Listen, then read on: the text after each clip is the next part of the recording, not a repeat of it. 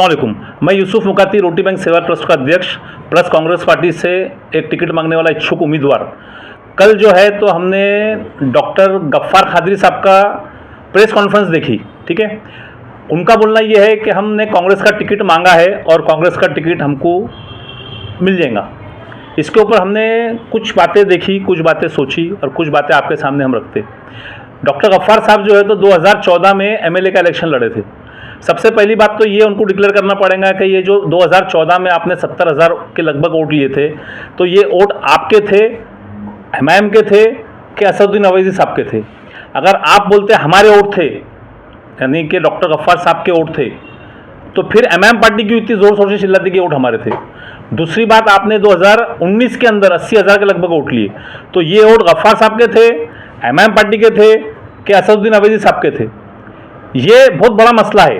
और दूसरी बात इसके अंदर ये है कि पिछले 10 सालों के अंदर गफ्फार साहब ने, इम्तियाज़ साहब ने, हैदराबाद की पार्टी ने औरंगाबाद शहर के अंदर आके चिल्ला चिल्ला के, चीख के, हाय बदवा दे के एक ही पार्टी को गाली दे दी है, वो है कांग्रेस पार्टी को। कांग्रेस पार्टी का 2014 तक का इंफ्रास्ट्रक्चर बहुत ही बढ़िया काम करता था। यहाँ पे खुद का आमदार था, राजेंद्र दड़ा जी यहाँ के आमदार थे, यहाँ के मिनिस्टर थे। और 2014 तक के जो औरंगाबाद शहर के अंदर काम हुआ, आप देख रहे, शेंद्रा एमआईडीसी यहाँ पे आया, एयरपोर्ट यहाँ पे आया, जितने उड़ान पुल थे यहाँ पे बने, इवन हमारा हज हाउस यहाँ पे बना, जितने भी औरंगाबाद शहर के मुस्लिम इलाके के कब्रिस्तान थे वो पूरे के पूरे 2014 के पहले कंप्लीट हो चुके थे। अब 2014 के बाद जब हैदराबाद की पार्टी औरंगाबाद के अंदर आके बोलती है कि हम यहाँ पे मुसलमानों की आवाज़ बढ़ेंगे, एमआईएम यहाँ पे आके एहतियात रचेगा मुसलमानों के वास्ते, और गफ्फार कादरी साहब बोलते हैं कि मुझे कांग्रेस का टिकट दे दीजिए, मैं कांग्रेस का इच्छुक उम्मीदवार हूँ, मैं कांग्रेस से लड़ना चाहता हूँ, मैं दिल्ली गया, बंबई गया, राहुल गांधी को मिला, नाना भाऊ को मिला, इसको मिला, उसको मिला, आप दुआ करिए मेरे को टिकट मिल जाएंगी। भाई अल्लाह आपको टिकट दे दे, पर आपने कभी सोचा कि आप टिकट लेने के बाद 80,000 लोगों को क्या मुंह दिखाएंगे आपका? कौन से मुंह से आप रोशन गेट, चंपा चौक, किरारपुर में जाएंगे? आप कौन से मुंह से आप किरारपुर, रोशन गेट के ऊपर जाएंगे? नौजवानों को क्या जवाब देंगे कि यही कांग्रेस को मैंने कोस के आपसे दूर करा और आज मैं वही कांग्रेस से गोद में आके बैठ रहा? यह क्या तरीका हो गया? यानी आप आपके मतलब के लिए, आपके स्वार्थ के लिए कौम को यूज कर रहे। ये कौम यूज करने की चीज नहीं है, ये पॉलिटिकल लोग है, पॉलिटिकल स्टैंड है। और अगर आपको लड़ना ही था उस टाइम पर तो आपने कांग्रेस से लड़ना था। आपने कांग्रेस से ना लड़ा, ना कांग्रेस से इच्छा जताई, आपको टिकट मिला नहीं तो आपने हैदराबाद वाली पार्टी को टाटा बाय बाय किया और आप आके औरंगाबाद के अंदर बंबई गया, मैं दिल्ली गया, मैं अमुक गया, मैं टमुक गया। अरे आपको जवाब देना है आपकी 80,000 वोटर को, जो आप बोलते हैं मेरे वोटे, एमआईएम बोलती है मेरे वोटे, असद साहब बोलते हैं मेरे वोटे, तो आप जवाब किसको देंगे?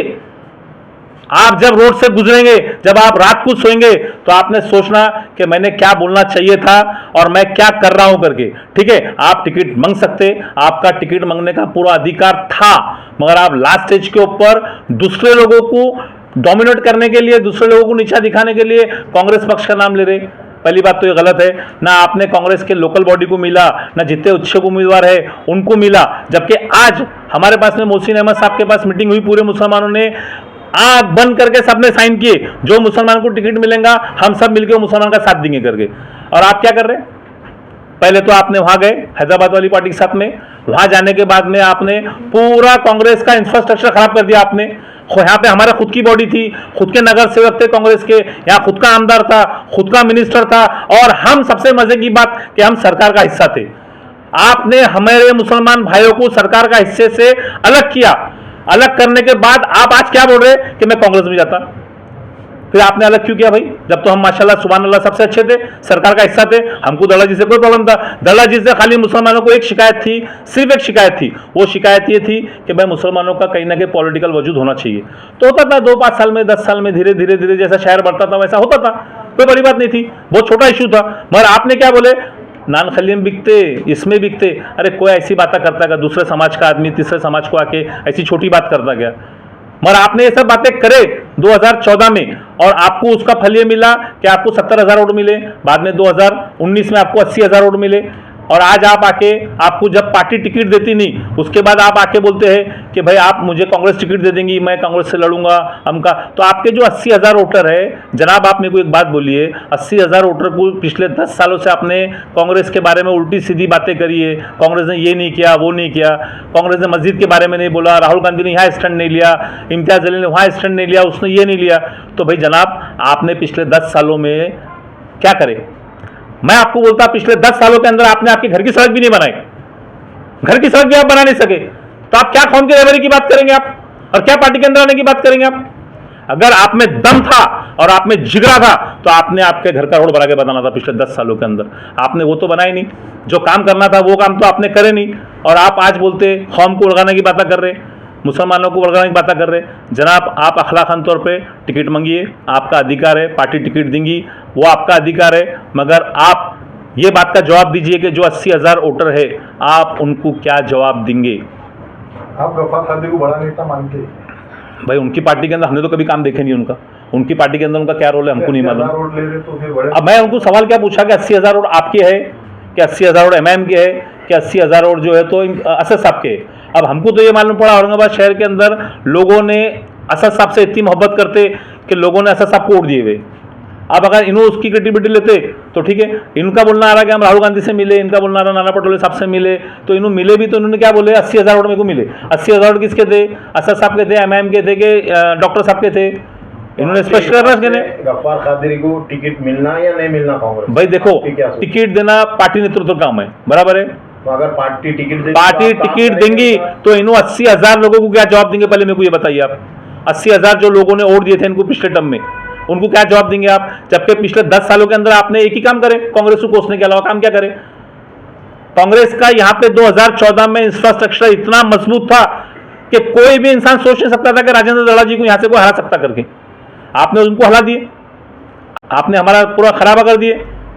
उसके बाद आप आज बोल रहे कि मैं वापस बैक टू कांग्रेस, उनको टिकट देने के इसमें है बोल के आप प्रेस लेके उन पे आरोप। पार्टी देखो, मैं आपको बोलता मैं आपको बोलता हम सब इच्छुक उम्मीदवार हैं, हमने पार्टी से टिकट मांगा, दुआ करिए हमारा टिकट फाइनल हो जाएगा, हम मजबूती के साथ इलेक्शन लड़ेंगे।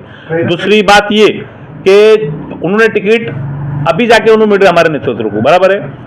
नेतृत्व जो है तो कल से बैठक करने वाला है। आज जो है तो आज हमारी कुछ आमदार जो है उनकी सीटें डिक्लेयर होने वाली है आज कांग्रेस पार्टी की। आज जो है तो कॉन्फ्रेंस करके जो है तो उन्होंने जो है तो कितनी सीट होने वाली है 25 तारीख को औरंगाबाद पूर्व के डिक्लेयर होने वाली है।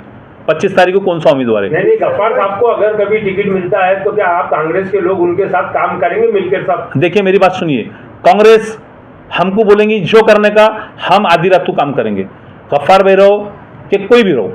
हमारा बोलना एक ही आ रहा कि जब अगर कांग्रेस पार्टी इनको टिकट दे भी देती है तो 80,000 लोगों को जवाब कौन देगा? ये कि भाई आपने पहले कांग्रेस के बारे में गलत बात करके आपने पहले वोट हासिल किया और फिर आज आप वापस से कांग्रेस के अंदर आ रहे। सर मगर एक कहावत है, हाँ। सुबह का भोला अगर शाम में लौट के आए तो भोला नहीं कहते। तो ये राष्ट्रवादी के थे ना, हमारे थोड़ी थे ये।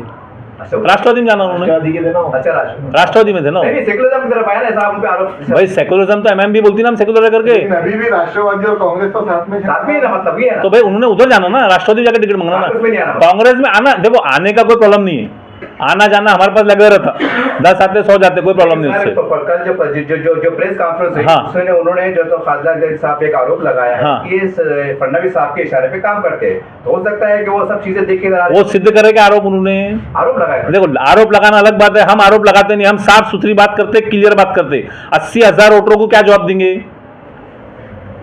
जो आपको 80,000 70,000 वोट मिले, असद साहब के मिले, एमआईएम के मिले, क्या आपके खुद के वोट मिले? हम आपको सिंपल क्वेश्चन कर रहे, हम आपको सिंपल आंसर पूछेंगे, घुमा फिरा के। हमारी आदत बात करने की नहीं है। जो दो मुंह के सांप रहते हैं ना वो दो बातें करेंगे। हम साफ आदमी है, साफ बात करेंगे कि आप इनको क्या जवाब देंगे। आप बताइए मेरे को, आपके पास कोई जवाब है? क्या औरंगाबाद की जो कांग्रेस की जो बॉडी है वो डॉक्टर गफ्फार खादरी के साथ पक्ष में है या नहीं है? ये देखिए, ये मेरी बात सुनिए, बॉडी जिसको टिकट देंगी पार्टी, कोई भी रहो, आज हमने निर्णय लिया हुआ है कि जो मुसलमान को टिकट मिलेंगी कांग्रेस पार्टी का कोई उम्मीदवार अपक्ष फॉर्म भरेगा नहीं, चाहे वो कलीम खुर्शी साहब हो, डॉक्टर सरताज पठान साहब हो, कि कोई भी इंसान हो। कहीं ना कहीं इच्छुक उम्मीदवारों में गफ्फार खादरी ने ये ऐलान करने के बाद में डर नजर आ रहा है कि आज हमारे पास से मोइन साहब जो है तो इन्होंने एक लेटर दे रहे पार्टी को भी कि भाई नए इच्छुक उम्मीदवार, नए जो उम्मीदवार आ रहे इनको टिकट मत दो। मगर मेरा बोलना अलग है कि भाई टिकट किसको भी दो, पार्टी जो आदेश करेंगे हम वो आदेश का पालन करेंगे। मगर फिर भी पार्टी नेतृत्व इतना आसानी से हाथ में आता नहीं, जितना आसानी से गफ्फार साहब बता रहे कि मैंने बोल दिया, मैंने कर दिया, मैंने हो गया, ऐसा होता नहीं। पार्टी सिस्टम से चलती। एक लॉजिक सवाल ये हाँ, पैदा हो रहा है कि मान लो अगर ठीक है अगर वो टिकट नहीं मिला है तो जाहिर सी बात है वो आक्रामक रूप में वो जो तो अपक्ष चुनाव लड़ेंगे, जब वो अपक्ष लड़ेंगे जाहिर सी बात है फिर मुसलमान सीट आ रही कहां से? अपक्ष लड़ना बच्चों का खेल नहीं है, सबसे पहली बात जी। 80,000 वोटर को धोखा देने वाला इंसान अपक्ष लड़ सकता क्या? नहीं, अगर लड़े तो कौन से बेस पे जाके लड़ेंगे आप इलेक्शन? अरे भाई वो तो कहते हैं आपने पहले बोले एमआईएम, लोगों ने वोट दिया। एक मिनट रुकिए, आपने आपका घर का सड़क बनाया क्या? वार्ड में आपने आपका घर का सड़क बनाए? अब वो जनता फिर आप कैसा बोले आपने काम किए?